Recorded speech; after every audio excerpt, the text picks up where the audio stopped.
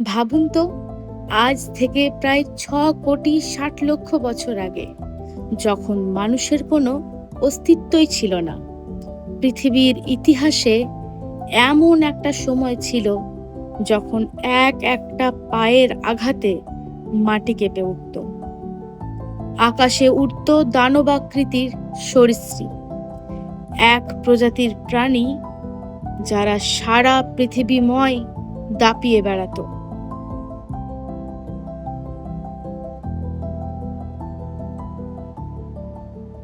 তারা ছিল পৃথিবীর অপ্রতিদ্বন্দ্বী শাসক, ডাইনোসর।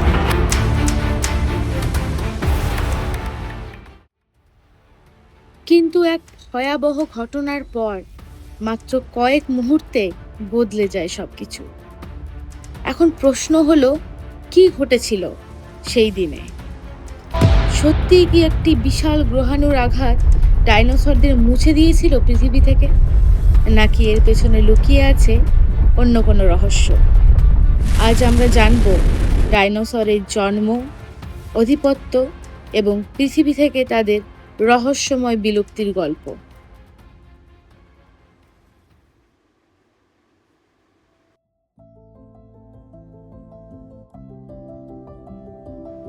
ভিডিওটি শুরু করার আগে আপনাদের কাছে ছোট্ট একটা অনুরোধ: যদি ইতিহাস, বিজ্ঞান, মহাকাশ এবং পৃথিবীর অজানা রহস্য নিয়ে তৈরি এমন কোনো ডকুমেন্টারি দেখতে ভালো লাগে, তাহলে অবশ্যই চ্যানেলটি সাবস্ক্রাইব করে বেল আইকনটি অন করে রাখুন।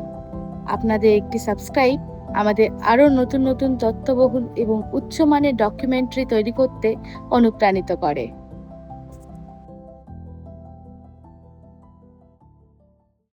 ডাইনোসর শব্দটি শুনলে আমাদের চোখের সামনে ভেসে ওঠে বিশালাকার, ভয়ঙ্কর এবং রহস্যময় সব প্রাণীর ছবি, যাদের হাইট একটা বিল্ডিংয়ের চেয়েও বেশি, যাদের চোয়াল এতটাই শক্তিশালী যে আমাদের শরীরের হাড়গুলো সেকেন্ডেই চুরমার করে দিতে পারে। তারা ৯০ কিলোমিটার প্রতি ঘন্টা বেগে দৌড়াতেও পারত। এই ভয়ঙ্কর জীব পৃথিবীতে ১৭০ মিলিয়ন বছরেরও বেশি সময় ধরে রাজত্ব করেছিল। কখনো কি ভেবে দেখেছেন এই ডাইনোসর নামটির উৎপত্তি কোথা থেকে? শব্দটি এসেছে প্রাচীন গ্রিক ভাষা থেকে। এটি দুটি শব্দের সংমিশ্রণ, ডিনোস ও সরাস। ডিনোস শব্দটির অর্থ হলো টেরেবল বা ভয়ঙ্কর, আর সরাস শব্দটির অর্থ হলো লিজার্ড বা সরীসৃপ বা গিরগিটি প্রাণী, যার অর্থ হলো একটি ভয়ানক গিরগিটি। ১৮৪১ সালে এই শব্দটি প্রথমবার প্রয়োগ করা হয়েছিল, কারণ তখনই ডাইনোসরের ফসিলস আবিষ্কার হয়েছিল। ব্রিটিশ জীবাশ্মবিদ ও বিজ্ঞানী রিচার্ড ওয়েন এই রহস্যময় প্রাণীগুলোর জন্য একটি নতুন নাম প্রস্তাব করেন, ডাইনোসরিয়া। ডাইনোসরের প্রথম পাওয়া সমগ্র বিশ্বজুড়ে প্রায় ১০,০০০-এরও বেশি ফসিলস প্যালিওন্টোলজিস্টরা এখন অবধি খুঁজে বের করেছেন।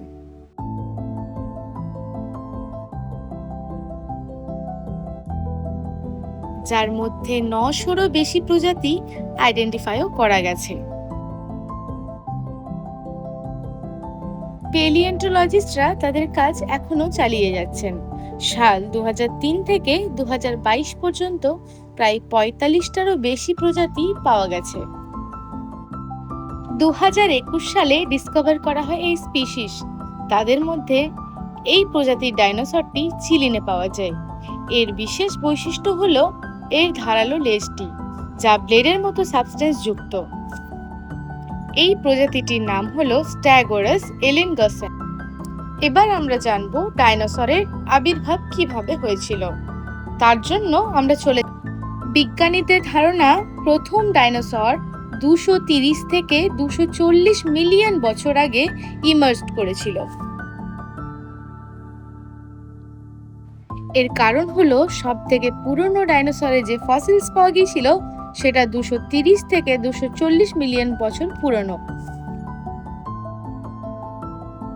তখনকার পৃথিবী ছিল সম্পূর্ণ পৃথক। আজ আমরা যে কন্টিনেন্ট দেখি, Asia, Africa, Europe, Australia, America, তখন সমস্ত কন্টিনেন্ট একত্রিত ছিল। সমস্ত মহাদেশ মিলে গঠিত হয়েছিল একটি বিশাল সুপার কন্টিনেন্ট প্যানজিয়া, যা দেখতে কিছুটা ছিল এরকম। পৃথিবীর জলবায়ু ছিল অত্যন্ত উষ্ণ, শুষ্ক এবং বৃষ্টিহীন। ইতিহাসের এই সময়টিকে ট্রায়াসিক যুগ বা ট্রাইসিক পিরিয়ড বলা হতো। ঠিক এই সময়ে বিবর্তনের মাধ্যমে ডাইনোসরেরা ধীরে ধীরে পৃথিবীতে আসে। এই পিরিয়ডে যেসব ডাইনোসরেরা ছিল তাদের আকৃতি একেবারে আলাদা ছিল। তারা আয়তনে খুবই ছোট ছিল এবং তাদের সাইজ 2 মিটারের মতো হতো। ইরাপ্টার ছিল এই সময়কার ডাইনোসর, যা বাকি সমস্ত ডাইনোসর প্রজাতির অ্যানসেস্টর বা পূর্বপুরুষ বলে গণ্য করা হতো। সময় যাওয়ার সাথে সাথে প্যানজিয়া বিভিন্ন ভাগে ভাগ হতে থাকে। এই সুপার কন্টিনেন্টে যখন ভাঙতে শুরু করে তখন বিশাল বিশাল আগ্নেয়গিরি বিস্ফোরণ হয়, যার ফলে প্রচুর পরিমাণে কার্বন ডাইঅক্সাইড, সালফার ডাইঅক্সাইড নির্গত হয়, যার ফলে সৃষ্টি হয় গ্লোবাল ওয়ার্মিং এর। এরপর সালফার ডাইঅক্সাইড আর এরোসল গিয়ে বায়ুমণ্ডলে মিলে একটা আস্তরণের সৃষ্টি করে, যার কারণে সূর্যের আলো পৃথিবীতে প্রবেশ করতে পারত না, ফলত শীতলতার সৃষ্টি হয়।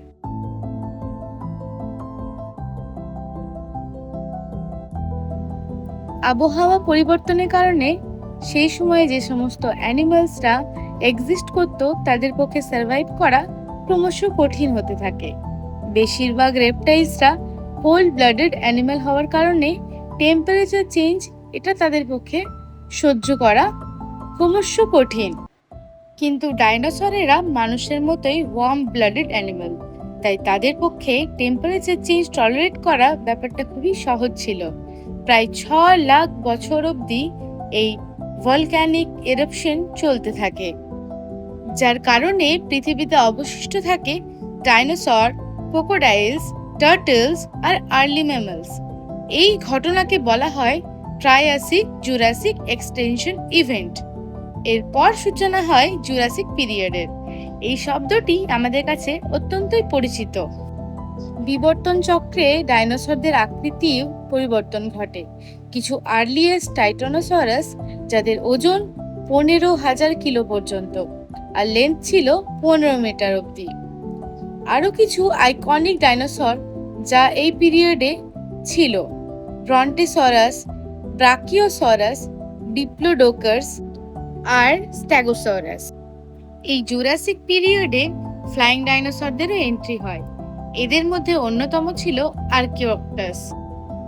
জুরাসিক পিরিয়ডের পরবর্তী যে পিরিয়ড আসে সেটা গোল্ডেন পিরিয়ড ছিল ডাইনোসরদের, দ্য ক্রিটিসিয়াস পিরিয়ড। এই সময়ে ডাইনোসরদের ডাইভার্সিটিতে আমরা এক্সপ্লোশন দেখতে পাই। নানান প্রকারের ডাইনোসরের উত্থান হয়। টি-রেক্স সব থেকে জনপ্রিয় প্রজাতির ডাইনোসর এই পিরিয়ডেই এক্সটেন্ট হতো। ইতিমধ্যেই টুকরো হয়ে যায় দুটি সুপার কন্টিনেন্ট, লরেশিয়া ও গোন্ডওয়ানাল্যান্ড। পৃথিবীর তাপমাত্রা যত বৃদ্ধি পেতে থাকে ডাইনোসরের প্রজাতিও ততই বাড়তে থাকে। এই পিরিয়ডটাই ছিল ডাইনোসরদের পক্ষে অনুকূল একটা পিরিয়ড। ক্লাইমেট এদের ফেভারে। ডাইনোসরদের নতুন নতুন স্পিসিসদের আবির্ভাব ছিল এই সময়ে। সব মিলিয়ে টাইমটা ছিল গোল্ডেন পিরিয়ড ডাইনোসরদের জন্য। তাদের বিপক্ষে থাকার মতো কোনো স্পিসিস ছিল না। কিন্তু সময় সর্বদা একই থাকে না সবার জন্য, তাতে সে পৃথিবীর শ্রেষ্ঠ দানবী বা হোক বা বর্তমানে মানব প্রজাতি। সময় বদলায়। এভাবে চলতে চলতে হঠাৎ অন্ধকার নেমে আসে তাদের জীবনে। মুহূর্তের মধ্যে শেষ হয়ে যায় সবকিছু। একটা বিশাল অ্যাস্ট্রয়েড আসে যার আয়তন ছিল 10 থেকে 15 কিলোমিটার। এই বিশাল অ্যাস্ট্রয়েডের স্পিড ছিল 30 কিলোমিটার প্রতি সেকেন্ড, মানে একটা জেট প্লেনের থেকেও 150 গুণ বেশি। পৃথিবীর দিকে ধেয়ে আসে এই বিশাল অ্যাস্ট্রয়েড। সংঘর্ষ হয় পৃথিবীর সাথে। এটা ঘটে আজ থেকে প্রায় 66 মিলিয়ন বছর আগে। এই অ্যাস্ট্রয়েড স্ট্রাইক শেষ করে দেয় ক্রিটিসিয়াস পিরিয়ডকে। বলা হয় এই সংঘর্ষের ফলে এতটা এনার্জি রিলিজ হয়েছিল যা প্রায় 100 টেরাটন টিএনটি থেকে রিলিজ হয়, বা যদি অন্যভাবে বলা হয়, হিরোশিমা নাগাসাকিতে ফেলা অ্যাটম বোমের থেকেও 1 বিলিয়ন বেশি এনার্জি রিলিজ হয়েছিল।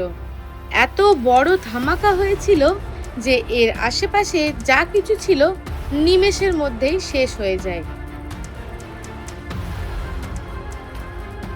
এর ইম্প্যাক্টের ফলে হাওয়াতে প্রচুর মাত্রায় মাটি মিশে যায়, সারফেস প্রচুর মাত্রায় গরম হয়ে যায়, আর এই হট ডাস্ট বাকি এরিয়াতে বৃষ্টির মতো নেমে আসে। পৃথিবীর তাপমাত্রা কয়েক ঘন্টার জন্য অনেক মাত্রায় বেড়ে যায়। এই এরিয়ার 1000 কিলোমিটার অবস্থান করা সব জীবজন্তু ঝলসে পুড়ে মারা যায়।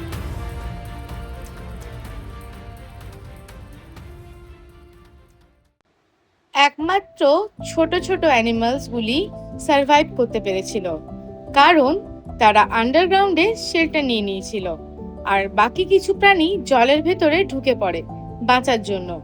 কেউ কেউ গুহা বা বড় কোনো গাছের কোটরে আশ্রয় নেয়। এগুলো তো ছিল শুধুমাত্র ইনিশিয়াল ইম্প্যাক্ট। এর পরে আসে শক ওয়েভস, হিট পালসেস, কিলোমিটারের পর কিলোমিটার জঙ্গলে আগুন লেগে যায়, শুরু হয় গ্লোবাল ওয়ার্মিং। সূর্যের তাপমাত্রা না প্রবেশ করায় প্লান্টসরা সালোক সংশ্লেষ প্রক্রিয়া করতে অক্ষম ছিল। এবার যেটা হয়, প্লান্টস মারা যায়, যার ফলে হার্বিভোরাস ডাইনোসরগুলি খাদ্যের অভাবে মারা যায়, কার্নিভোরাস ডাইনোসরগুলি না খেতে পেয়ে মারা যায়। শুরু হয় অ্যাসিড বৃষ্টি। তাহলে একটা অ্যাস্ট্রয়েডের জন্য পৃথিবীর ইতিহাস কয়েক হাজার বছরের জন্য বদলে যায়। 4 পায়া প্রাণীগুলি, যাদের ওজন 25 কেজির বেশি ছিল, তারা কেউই সার্ভাইভ করতে পারেনি। সমস্ত ভয়ানক ডাইনোসরের এক্সটিংক্ট হয়ে যায়। 75% প্রাণী এদের সাথে সাথে এক্সটিংক্ট হয়ে যায়। এখানেই সমাপ্তি হয় ক্রিটিসিয়াস পিরিয়ডের, আর সূচনা হয় পেলিওজিন পিরিয়ডের।